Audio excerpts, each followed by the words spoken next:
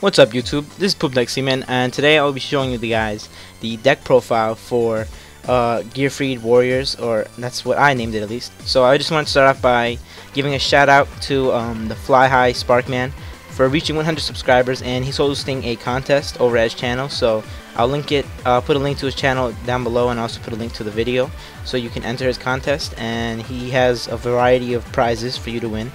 And yeah, so anyways, let's get started with the video. So in this deck, a lot of warriors, as you can see. So let's get started. So obviously BLS, because we're running several lights and darks, so BLS is an obvious choice. We have Gearfried the Swordmaster, who is one of the boss monsters, so to speak, of the deck. We use him with release restraint. We play 3 Gearfrieds for the level 4 warriors, and also for Invoker, because he can special summon one level 4 Earth warrior or beast warrior, but it just so happens that Gearfried's an Earth warrior, so yeah, it works out. And then we have Heroic Challenger Extra Sword for some XC's plays, and also for Invoker, he works for that. Koki Meru Bergzak, very good card, 2000 attack, level 4, and you only need to reveal a level 4 or just a level a 1 warrior type monster for it to stay on the field. And I mean, there's never going to be a real time when you don't have a warrior monster to reveal, so really good card. Photon Thrasher, obviously for the special summons to set up for either synchros with Rose, or just XC's, level 4 XC's plays. Obviously Rose, Warrior of Revenge, a very good card. Also a synchro warrior, level 4, so you can set up for level 8s or level 7s very quickly.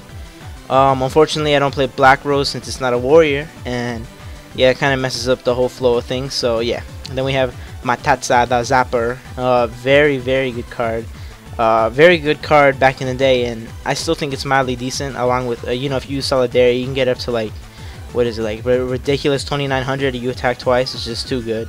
The Immortal Bushi for rank 3 plays, Invoker, obviously. Special summons from the graveyard, as long as you have a warrior type in the graveyard, and they're all warriors, so you ain't gotta worry about that. Haven't played zombies yet, so not too sure how this card works with that, but yeah.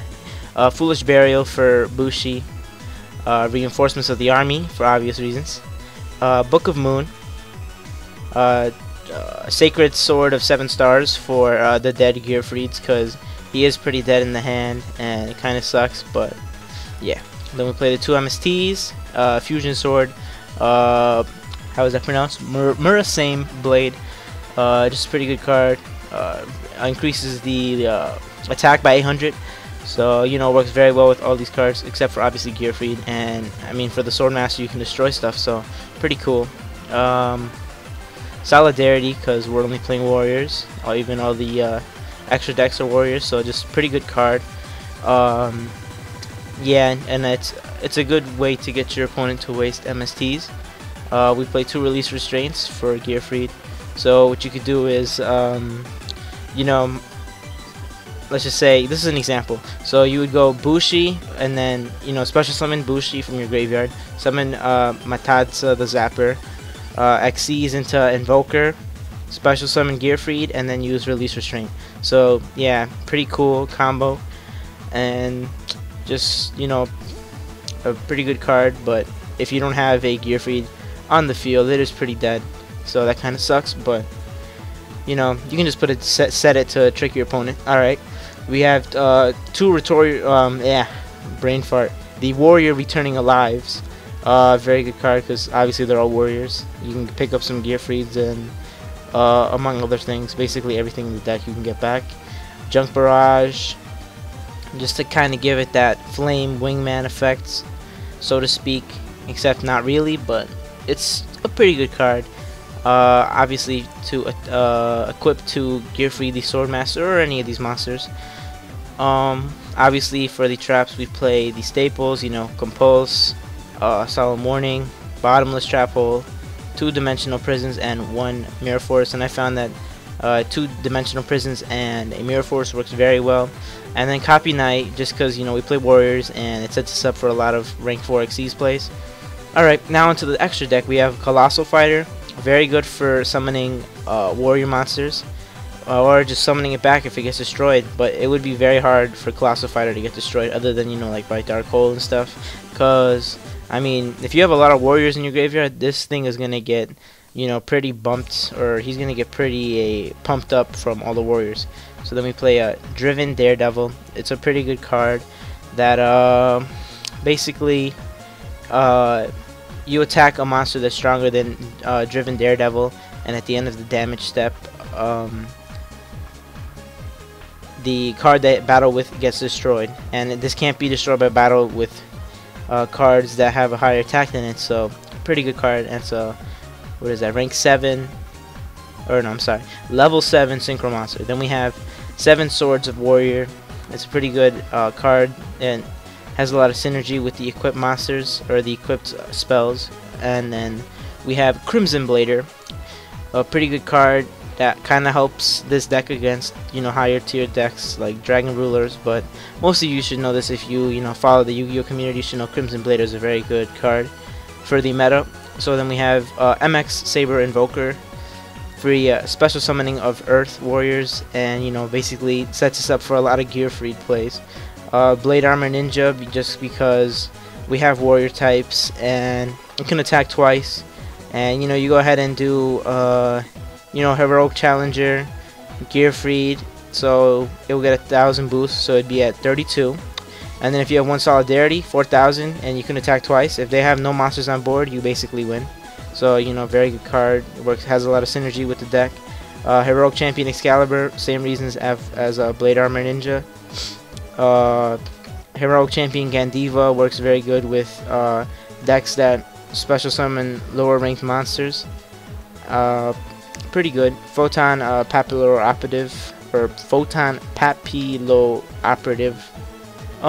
You know, if your opponent is pulling at, you know, straws, he doesn't have that much stuff on the board, you go ahead and summon this guy or girl, and, you know, flip his set monster into attack position, and, you know, attack for massive damage. Even if it's, you know, like a Marshmallow, Spear Reaper, stuff that can't be destroyed by battle, at least you can get some damage in.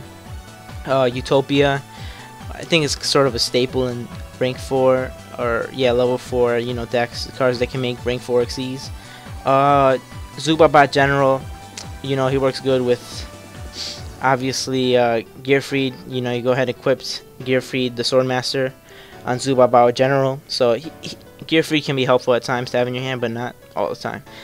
Comic Hero King Arthur, very good card. I have never had to use it as of yet, but I mean, it's in there. I like to have options. Gaga Gunman, Cowboy, whatever you want to call him. Obviously, you know, good. If he's in defense position, you burn your opponent for 800. If not, you know, you can basically kill anything that is under 25, or if it's basically anything under 2900 can be destroyed by Gaga Cowboy. And then this is just a side deck that I've been working on. Obviously, you know, having an all trap side deck isn't good, but this is just some stuff that you would consider.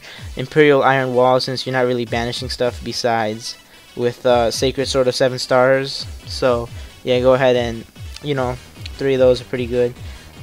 Mental Drain or Mind Drain effects from the hand can't be activated, so your opponent can't use Veiler, can't use Maxi, can't use Swift Scarecrow, Battle Fader, any of that stuff. Debunk is kind of like, what is that card? Skill Drain, I believe, or Breakthrough Skill.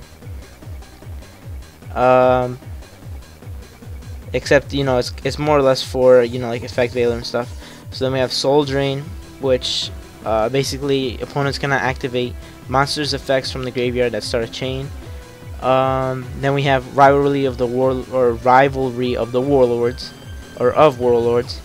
Basically, you can only control one type of monster. They're all warriors, so you won't have a problem. But your opponent, you know, if he's playing like dragons with, you know, maybe Light Sworns, he might have a problem there. Vanity's Emptiness, because you're really only going to be special summoning with, you know, XCs and stuff. But I mean, you can always have Matata with like 2 Solidarities, is pretty pumped up. So, and then finally Shadow Imprisoning Mirror for you know, some Evil Swarm decks and stuff like that. And, you know, Chaos decks, you know, basically any deck, or zombies, all that kind of stuff. Helps you get a little bit of an edge on them. So I hope you enjoyed this deck profile, guys. Also remember to check out the Fly High Sparkman for his contest, and peace out.